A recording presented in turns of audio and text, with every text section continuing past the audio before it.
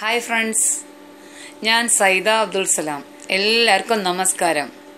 അപ്പോൾ ഇന്ന് ഞാൻ ഒരു നാടൻ സ്റ്റൈലിൽ കൈപ്പക്ക മുളകിട്ടതാണ് കാണിക്കാൻ പോണത്. കൈപ്പക്ക അച്ചാർ എന്ന് പറയാം, മുളക് കൂട്ടാൻ എന്ന് പറയാറുണ്ട് നമ്മുടെ നാട്ടിൽ.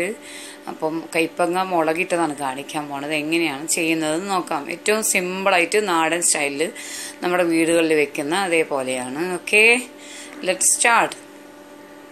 അതിന് വേണ്ടിയിട്ട് കൈപ്പക്ക എടുത്ത് വെച്ചിട്ടുണ്ട്, ഉള്ളിയുണ്ട്. ഈ ഒരു കൈപ്പക്കയിലേക്ക് ഒരു 3 സവാള എടുക്കുന്നുണ്ട്. പിന്നെ നമുക്ക് തക്കാളി വേണം, പച്ചമുളക് വേണം, ഇഞ്ചി വെളുത്തുള്ളി പേസ്റ്റ്, കറിവേപ്പില, പിന്നെ മസാലപ്പൊടികൾ, മുളക് പൊടി, മഞ്ഞൾപ്പൊടി വേണമെങ്കിൽ ഇത്തിരി മല്ലിപ്പൊടി, കുരുമുളക് പൊടി, ഗരം മസാലപ്പൊടിയൊക്കെ വേണമെങ്കിൽ ഇടാം. പിന്നെ മെയിൻ ഇൻഗ്രീഡിയൻ്റ് എന്ന് പറയുന്നത് പുളിയാണ്. പുളി വേണം, ഉപ്പ് വേണം, വെള്ളം വേണം, അത്രയൊക്കെ മതി. ഓക്കെ, അപ്പോൾ നമുക്ക് തുടങ്ങാം. ഇതിനെ ഒരു സ്ക്വയർ പീസാക്കിയിട്ട് നമുക്ക് കട്ട് ചെയ്തെടുക്കണം. അപ്പം ഞാൻ ഒരു 3-4 കൈപ്പേനെ ഇങ്ങനെ കട്ട് ചെയ്തെടുത്തിട്ടുണ്ട്. ഇങ്ങനെ ഒരു ഉണ്ട കഷ്ണങ്ങളായ ഒരു സ്ക്വയർ പീസായിട്ടാണ് കട്ട് ചെയ്തെടുക്കുന്നത്. അപ്പോൾ എല്ലാത്തിൻ്റെയും കുരു ഒന്നും കളയണമെന്നില്ല. ഒരുപാട് മൂത്തതൊക്കെ ഉണ്ടെങ്കിൽ വേണമെങ്കിൽ കളയാം. ഞാൻ ഉമ്മാൻ്റെ അടുത്ത് പഠിച്ചതാണിത്.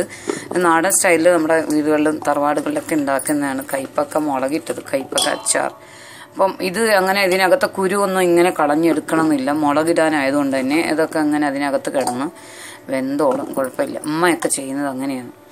അപ്പോൾ ഇതൊക്കെ ഈ ഇളയ ഭാഗങ്ങൾ ഇതൊന്നും കുഴപ്പമില്ല, കട്ട് ചെയ്ത് കളയണ്ട. അപ്പോൾ ഇങ്ങനെയാണ് ഇത് കട്ട് ചെയ്തെടുത്തിട്ടുള്ളത്. അപ്പം നന്നായി ക്ലീൻ ചെയ്ത് ഇങ്ങനെ കട്ട് ചെയ്ത് വെച്ചിട്ടുണ്ട്. ഇനി ഒരു 3 വലിയ ഉള്ളി, 3 തക്കാളി, ഇതൊക്കെ നമുക്കതുപോലെ കട്ട് ചെയ്ത് എടുക്കാം. ഇതൊരു 4-5 കയ്പുണ്ട്, മീഡിയം സൈസ്. അതിൽ വലുതൊക്കെ ഉണ്ടായിരുന്നു. അപ്പോൾ ഒരു മീഡിയം സൈസ് 4-5 കയ്പുണ്ട്. അതുകൊണ്ടാണ് ഞാൻ ഇത്രയും എടുത്തുള്ളത്. നിങ്ങളൊരു 2-3 കയ്പ, ചെറിയ കയ്പൊക്കെ വെച്ച് ചെയ്യുവാണെങ്കിൽ ഒരു 1-2 തക്കാളി, ഒരു ചെറിയ 2 വലിയ ഉള്ളി, അങ്ങനെയൊക്കെ എടുക്കാം. അപ്പം ഞാനൊരു 3 തക്കാളി എടുത്തിട്ടുണ്ട്. പിന്നെ അതിലേക്ക് ഒരു 3 വലിയ ഉള്ളി ഉണ്ട്, ഒരു 5 പച്ചമുളക് ഉണ്ട്. നീണ്ട മുളകാണ് ഇങ്ങനത്തെ ഇവിടെ കിട്ടുന്നത്.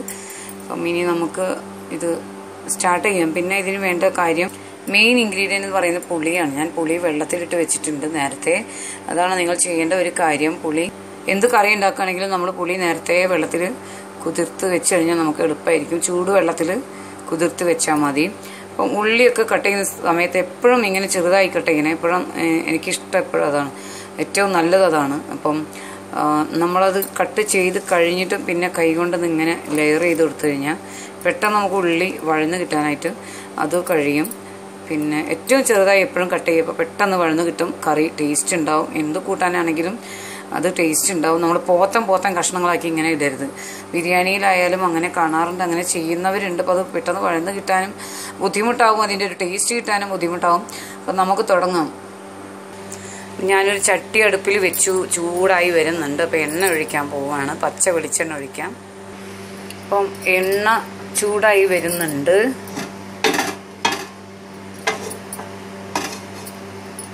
അപ്പം നമ്മൾ ആദ്യം ഇടാൻ പോണത് ഒരു 1-2 സ്പൂൺ ഉലുവയാണ്. അച്ചാറായതുകൊണ്ട് തന്നെ ഞാൻ ഉലുവേനെ മൂപ്പിച്ചെടുക്കുകയാണ്. ആദ്യം നല്ല സ്മെല്ല് കിട്ടും ഉലുവ മൂത്ത് വരുമ്പോഴേക്ക്. നമ്മൾ കൈപ്പങ്ങ അച്ചാറാണല്ലോ ചെയ്യാൻ പോണത്. അപ്പം ഞാൻ ഉലുവ മൂപ്പിക്കാൻ ഇട്ടിട്ടുണ്ട്. ഇതിന് കൂടെ തന്നെ നമുക്കൊരു 2 ടീസ്പൂൺ കടുകിടാം. നിങ്ങൾക്ക് ഉള്ളതിനനുസരിച്ച് ഇടണേ. ഞാനിത് ഒരുപാട് എമൗണ്ട് ഉണ്ട് കൈപ്പങ്ങ കഷ്ണങ്ങൾ. അപ്പോൾ കുറേ പേർക്ക് കഴിക്കാനുള്ളതല്ലേ ഉണ്ടാക്കുന്നത്, അതുകൊണ്ടാണ്. അപ്പം എനിക്കിവിടെ കറിവേപ്പില തീർന്നു പോയിട്ടുണ്ട്. കൊണ്ടുവരാമെന്ന് പറഞ്ഞ് ബാബു താഴെ കടയിൽ പോയിട്ട് ബാബുവിനെ കാണാനില്ല. അത് കിട്ടുന്ന സമയത്ത് ഇടാം. വറ്റൽമുളക് വേണമെങ്കിൽ ഇടാം. പിന്നെ കറിവേപ്പില. അപ്പം ബാബു ലാസ്റ്റ് ടൈം ആകുമ്പോഴേക്ക് ബാബു കൊണ്ടുവരുമെന്ന് അറിയില്ല, അപ്പോൾ ഇടാം. അപ്പം കടുകും ഉലുവയൊക്കെ നല്ല മൂത്ത് വന്നിട്ടുണ്ട്. ഇപ്പം നമുക്ക് ആദ്യം ചേർക്കേണ്ടത് വെല്ലുള്ളിയാണ്. അപ്പോൾ ഈ 3 വെല്ലുള്ളി ഞാൻ ചെറുതായി കട്ട് ചെയ്തത് ഞാൻ ഇട്ടിട്ടുണ്ട്. ഒന്ന് ഇളക്കി കൊടുക്കാം. ഇവിടെയൊക്കെ ഭയങ്കര സ്മെല്ലാണ്. ഉലുവയും കടുകയും മൂപ്പിച്ചതിൻ്റെ ഭയങ്കര സ്മെല്ലാണ് ഇവിടെ കേട്ടോ. അപ്പോൾ നമ്മൾ ഉള്ളി ഇട്ട് കഴിഞ്ഞാൽ അടുത്തായിട്ട് ഉടനെ കൂടെ ചേർക്കേണ്ട ഒരു സാധനമുണ്ട്. എന്താണ്? ഉപ്പിടണം. ഞാനൊരു 1/2 സ്പൂണിൽ കൂടുതൽ ഞാൻ ഉപ്പിട്ടിട്ടുണ്ട്, പുളിയൊക്കെ വരാനില്ല ഇനി. അപ്പം ഉള്ളി പെട്ടെന്ന് വഴഞ്ഞ് കിട്ടും. കൂടെ തന്നെ നമുക്ക് ബാക്കിയുള്ള സാധനങ്ങളും കൂടി ഇട്ട് കൊടുക്കാം. പച്ചമുളക്, ഇഞ്ചി വെളുത്തുള്ളി പേസ്റ്റ്, തക്കാളി ഒക്കെ നമുക്ക് കൂടെ ഇട്ട് കൊടുക്കാം. എനിക്ക് പറയാനുള്ളത് ഇതൊരു ചിക്കന് ബീഫൊക്കെ വെക്കുന്ന സെയിം മസാലകൾ തന്നെയാണ് ചേർക്കുന്നത്. ഒരു ചെറിയ വ്യത്യാസം, ഒരു വലിയ വ്യത്യാസം എന്ന് പറഞ്ഞാൽ പുളി ഒഴിക്കുന്നുണ്ട്. പുളി ഒഴിക്കുന്നുള്ളതാണ് ഒരു വലിയ വ്യത്യാസം ഉള്ളത്. അല്ലെങ്കിൽ ഒരു ചിക്കനിലും ബീഫിനൊക്കെ ചേർക്കുന്ന സെയിം മസാലകൾ തന്നെയാണ് ഞാൻ ഇതും മുളക് ഇടുമ്പോൾ വെക്കുന്നത്. അപ്പോൾ ഇനി തക്കാളി ഇട്ട് കൊടുക്കാം. പച്ചമുളക് ഇട്ടു. 2 സ്പൂൺ നിറയെ ഇഞ്ചി വെളുത്തുള്ളി പേസ്റ്റ്,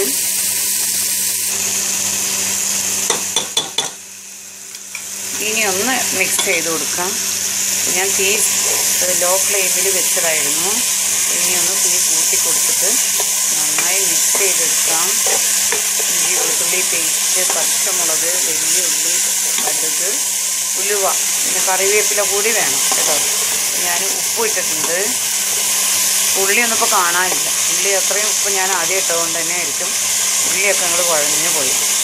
ഈ തക്കാളിയാണ്. തക്കാളിയൊക്കെ കൂടുതൽ ചേർക്കാം. കയ്പ ആയതുകൊണ്ട്, കയ്പ് രസമല്ലേ, അപ്പോൾ ഇച്ചിരി പുളിയൊക്കെ ഇരുന്നോട്ടെ, അപ്പോഴേ കയ്പൊക്കെ കഴിക്കാൻ പറ്റുള്ളൂ.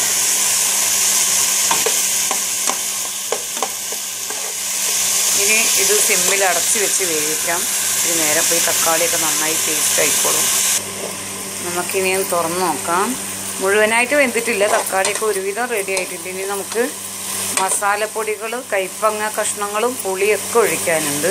അപ്പോൾ ഇനി നമുക്ക് മസാലപ്പൊടികൾ ഓരോന്നായിട്ട് ചേർത്ത് കൊടുക്കാം. അപ്പോൾ ഇതൊരു മുളക് കൂട്ടാനാണ്, അതുകൊണ്ട് തന്നെ ഞാൻ ഒരു ടീസ്പൂൺ മുളക് പൊടി, 1/4 ടീസ്പൂൺ മഞ്ഞൾപ്പൊടി,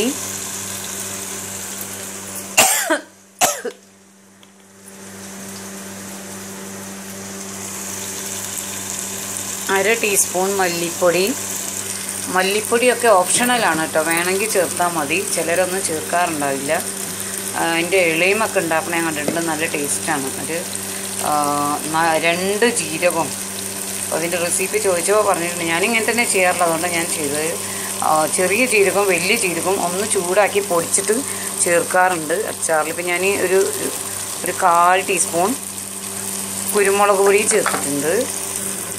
ഇനി ഈ പൊടികളൊക്കെ നമുക്കൊന്ന് ചൂടാക്കി എടുക്കാം, ഒന്ന് വറുത്തെടുക്കാം. അപ്പോഴേക്ക് ഇതൊക്കെ വെന്തു. ഇതിങ്ങനെ ശരിക്കും നന്നായിട്ട് റോസ്റ്റായി വന്നാലാണ് ഈ കറിക്ക് ഇതിൻ്റെയൊക്കെ ഒരു ടേസ്റ്റ് വരുന്നത്. പച്ച കിടക്കണതിനേക്കാൾ ഇതൊക്കെ ശരിക്കും എണ്ണയിൽ കിടന്ന് വാടി വഴന്ന് റെഡി ആയാലും. ഇനി നമുക്ക് കൈപ്പങ്ങ കഷ്ണങ്ങളും പുളി വെള്ളവും ഒഴിക്കാം. അപ്പം ഇതൊക്കെ പുളി ഒഴിച്ചപ്പോൾ തന്നെ വേറൊരു രൂപമായി, നല്ല ഭംഗിയുണ്ട് കാണാനും ഒക്കെ. ഒരു അച്ചാർ പരുവായിട്ടുണ്ട്. ഒന്ന് മിക്സ് ചെയ്ത് കൊടുക്കാം. ഇനി നമുക്ക് ഇതിലേക്ക് നല്ലൊരു അച്ചാർ പോലെ ഇപ്പോഴേ ആയില്ല. കൈപ്പങ്ങ കഷ്ണങ്ങൾ ഇട്ട് കൊടുക്കാം. കൈപ്പങ്ങ കഷ്ണങ്ങൾ പുളി ഒഴിക്കുന്ന മുമ്പേ ഇടാം കേട്ടോ, ഒന്നും കുഴപ്പമില്ല. വലിയ ഉള്ളിയുടെ കൂടെ ആദ്യം ഇട്ട് കൊടുക്കാം. വലിയുള്ളിയുടെ കൂടെ ആദ്യം ഇട്ട് ഇങ്ങനെ വഴറ്റാം. വലിയുള്ളിയുടെ കൂടെ മീൻസ് തക്കാളി ഇതൊക്കെ ഇട്ട് മസാല ഇടുന്ന മുമ്പൊക്കെ ഇടാം, ഒന്നും കുഴപ്പമില്ല. ഇതൊക്കെ നമ്മുടെ ഇഷ്ടമാണ്. ഞാനിപ്പോൾ ഇപ്പോഴാണ് ചേർക്കുന്നത്. എന്നിട്ടൊന്ന് അടച്ച് വെച്ച് വേവിച്ചാൽ മതി. വേണമെങ്കിൽ ഇച്ചിരി വെള്ളം ഒഴിച്ചു കൊടുക്കാം. പുളി കുറവാണെങ്കിൽ പുളി ഒഴിച്ചു കൊടുക്കാം. പുളി ഉപ്പൊക്കെ നോക്കുക, എരിവ് നോക്കുക.